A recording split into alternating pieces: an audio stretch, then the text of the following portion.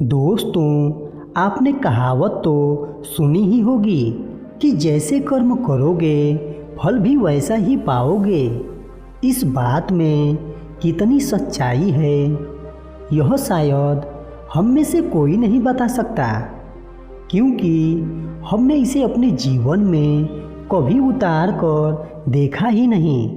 हम कहते हैं और हमने सुना भी होगा कि अच्छे कर्मों का फल हमेशा अच्छा ही होता है। लेकिन मेरा आपसे एक सवाल है कि क्या आप इस पर पूर्ण रूप से विश्वास कर सकते हैं? लेकिन एक बार के लिए ज़रा यह सोचिए कि आप एक प्रयोग के माध्यम से अगर यह समझ लेते हैं कि कर्मों का फल कैसे मिलता है, तो शायद आपकी सारी शंकाएं हमेशा के लिए खत्म हो जाएं। क्योंकि इंसानों को आंखों देखी बातों पर पूर्ण रूप से विश्वास बहुत जल्दी हो जाता है और हम उस पर विश्वास भी कर लेते हैं। लेकिन दूसरी तरफ अगर हमने उसे नहीं देखा है तो हम इसे अंधविश्वास ही कहेंगे। तो आज की यह कहानी हमें कुछ ऐसा ही ज्ञान देने वाली है। आज आपको यह पता चलेगा कि कर्मों का एक ऐसा विज्ञान भी है जिसे जानने के बाद आप अपने कर्मों के माध्यम से अपने जीवन में सफलता हासिल कर सकते हैं। आपका दिमाग भी यह मानने पर विवश हो जाएगा कि कर्मों का फल अवश्य मिलता है। इस कहानी को शुरू करने से पहले मेरी आप लोगों से एक छोटी सी विनती है कि यदि आप अगर हमारे चैनल पर नए हैं तो आप हमारे चैनल गॉड बुद्धा को प्लीज़ सब्सक्राइब कर लीजिए और हमारी वीडियो सबसे पहले देखने के लिए घंटी बटन को ज़रूर दबा दीजिएगा। चलिए दोस्तों, कहानी को स्टार्ट करते हैं। एक समय की बात है, किसी नगरी में एक महान बौद्ध भिक्षु रहा करते थे। वो इतने ज्ञानी थे कि उन्हें आने वाला भविष्य भी दिखाई पड़ जाता था। वैसे तो उनके कई शिष्य थे, लेकिन उनका एक शिष्य जो अभी बिल्कुल नौजवान था और वह बौद्ध भिक्षु जो कि अब बूढ़े हो चुके थे, वो बहुत ही ध्यानी व्यक्ति थे। जब वह ध्यान करने बैठते तो वह 2 से 3 दिनों तक लगातार ध्यान में ही लीन रहा करते थे और इसी अवस्था में वह आने वाले भविष्य को भी देख लिया करते थे।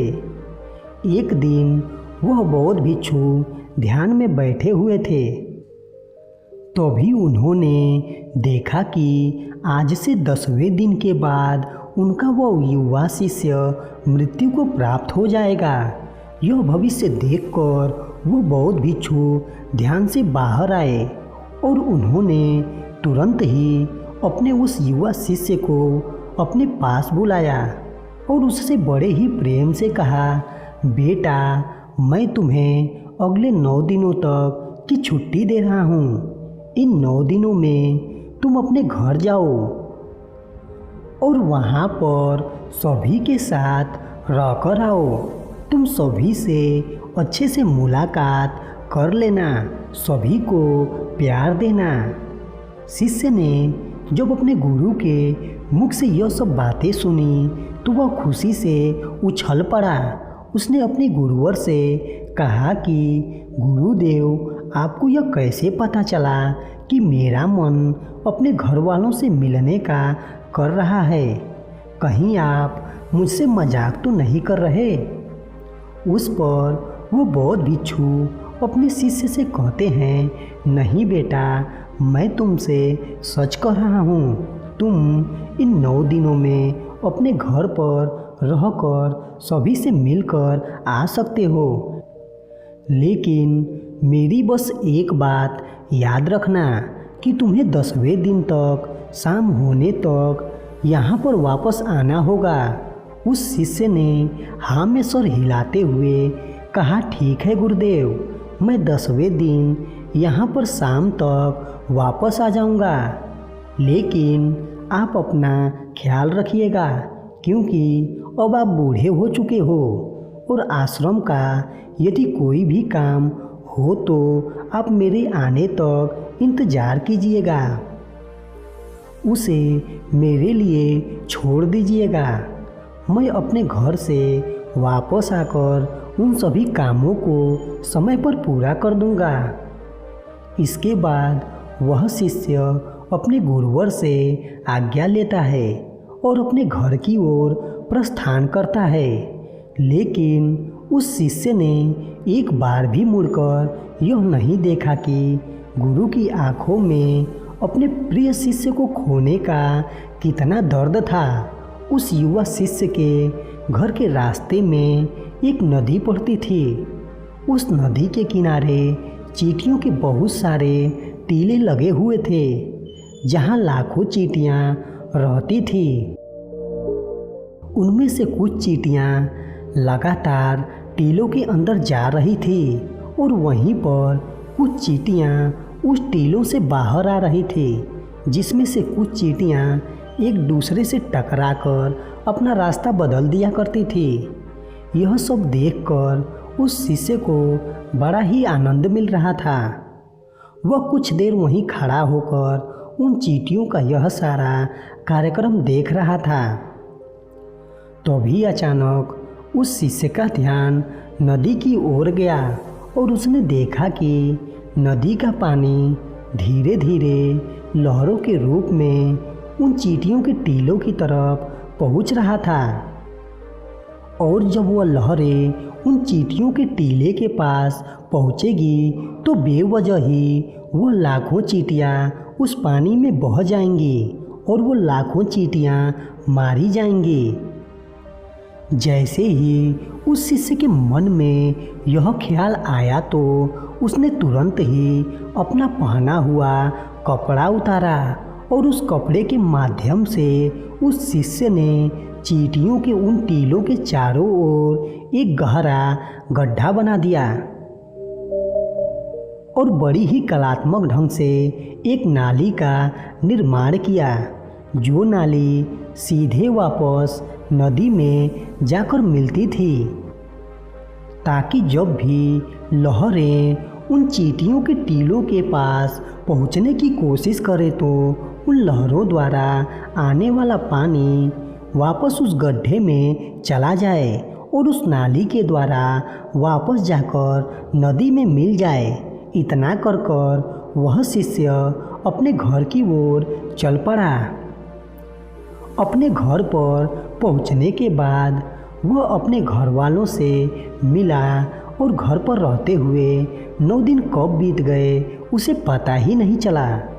और तभी उसे याद आया कि उसे कल तक वापस गुरु के आश्रम में लौटना होगा, जैसा कि उसके गुरुवर ने उसे आदेश दिया था।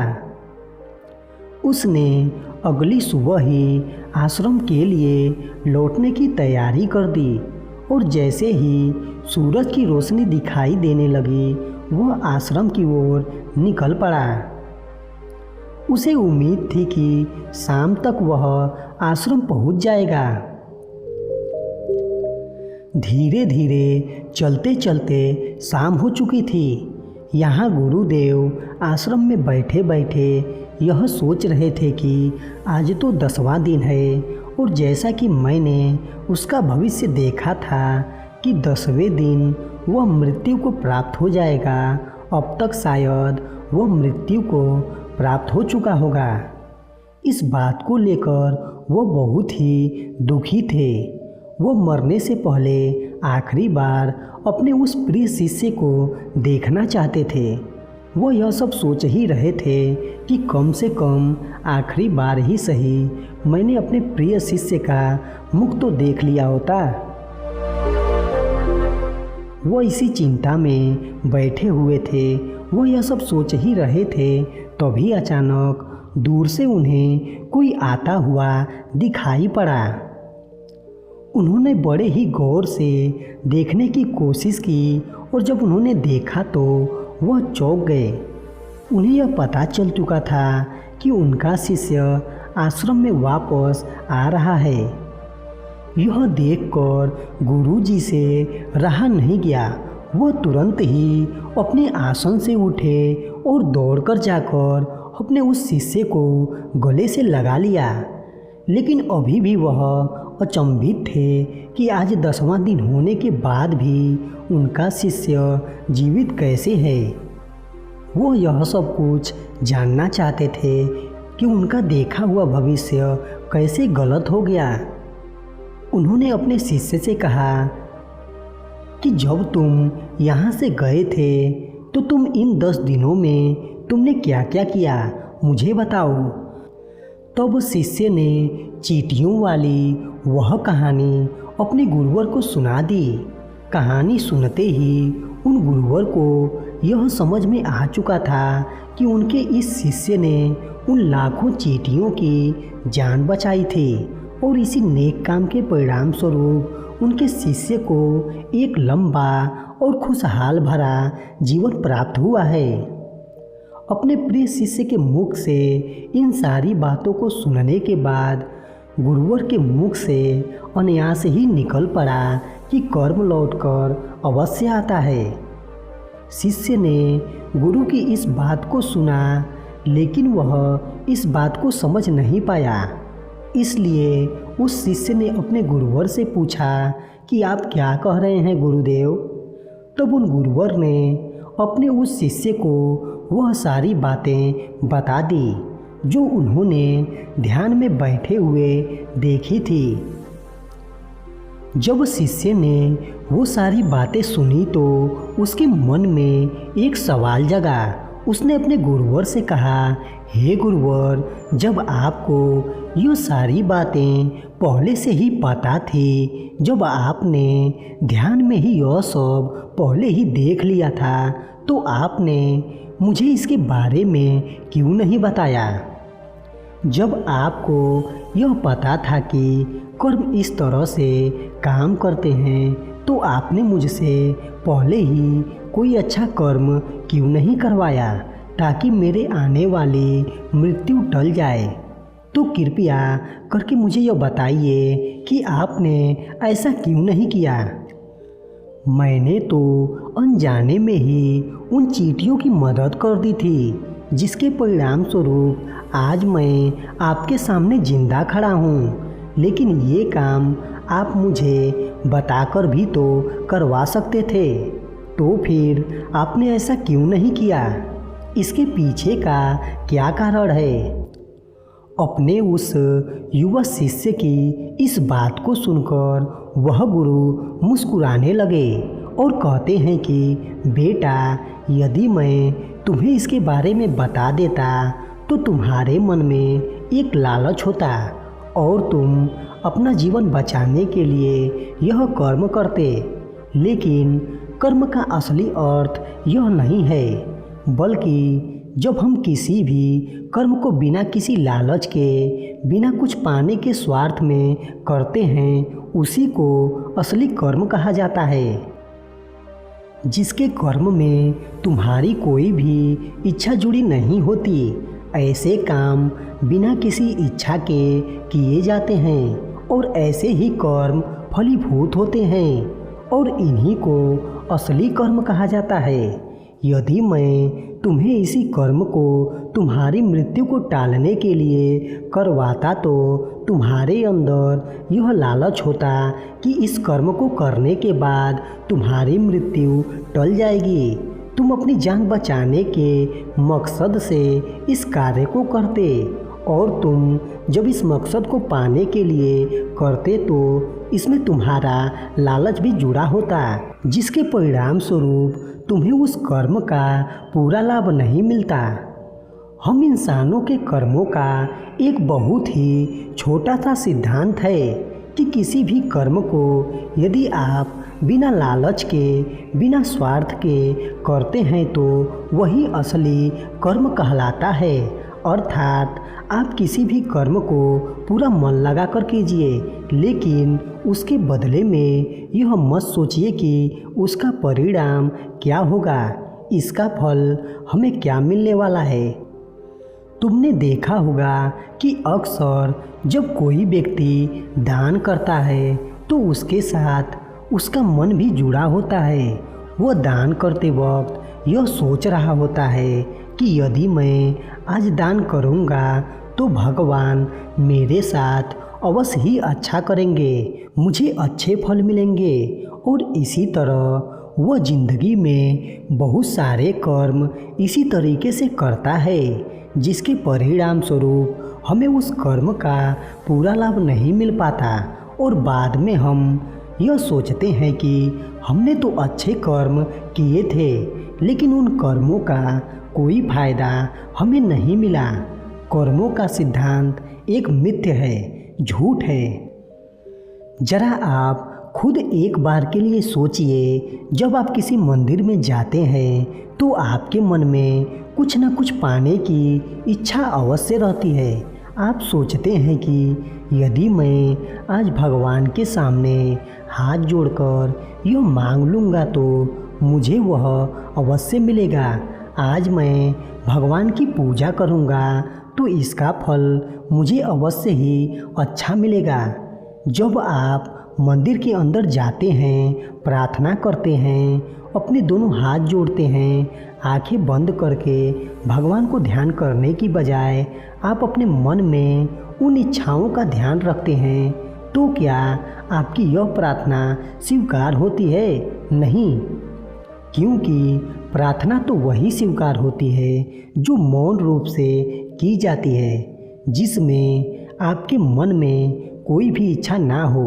आप उस समय केवल पूरे मन से भगवान को धन्यवाद करते हैं उन सभी चीज़ों के लिए जो आज तक आपको भगवान ने दी है, और वो भी बिना किसी स्वार्थ के। ऐसी ही प्रार्थनाएं स्वीकार होती हैं। जब आप मंदिर में जाएं तो आपको एक भिखारी नहीं बल्कि एक राजा की तरह जाना चाहिए, ताकि आपके मन को यह लगे कि आपके पास वो सब कुछ है जो आपको भगवान ने दिया है, और उसके लिए आपको भगवान का धन्यवाद करना चाहिए।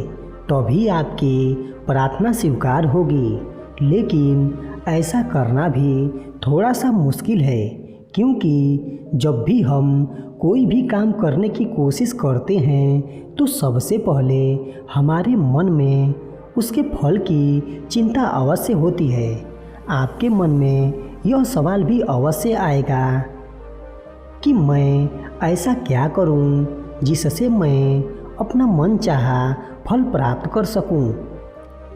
इसीलिए जब भी आप भगवान को ध्यान कर रहे हो तो अपने मन में कोई इच्छा ना रखें। अपने मन को मौन बनाने की कोशिश करें, अपने मन को शांत बनाएं और वर्तमान में रहकर बिना भविष्य की चिंता किए बस कर्म करते जाइए। पर याद रखिएगा कि उस कर्म को करने के पीछे आपका उद्देश्य अच्छा होना चाहिए। उसका फल आपको अवश्य ही अच्छा मिलेगा। और हाँ, यह भी याद रखना कि यदि आप फल के बारे में ही सोचते रहते हैं तो आप एक ना एक दिन गलत दिशा में फंस ही जाएंगे।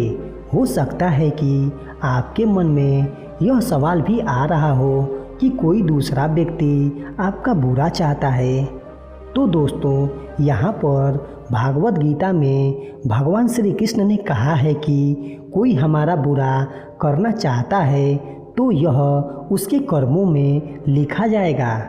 हम क्यों भला किसी का बुरा सोचकर अपने कर्म और अपने वक्त को खराब करें।